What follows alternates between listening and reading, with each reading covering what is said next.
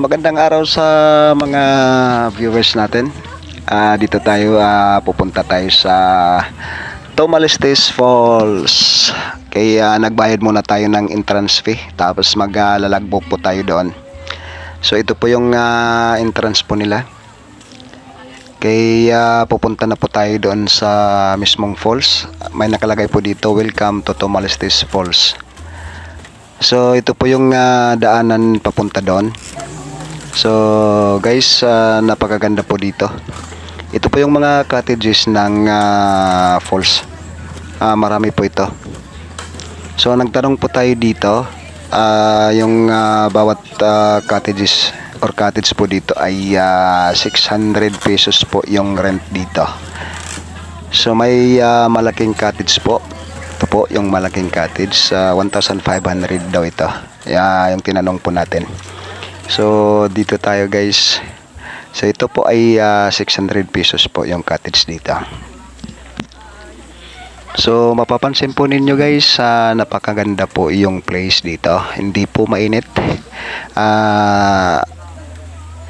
Maganda po tambayan po dito. Lalong lalo na po sa ngayon. Mainit yung panahon. So ito po yung falls. Dito po tayo. Tatambay po tayo dito. So yung dagat po ay napakaganda, napakalinaw po yung dagat dito. Ito po yung dagat. Tingnan nyo naman guys, gaano po ito kaganda. So may hagdan po ito pababa. O yun. May mga floating cottage din doon. Pwede po kayong pumili kung gusto po ninyo ng mga floating cottage.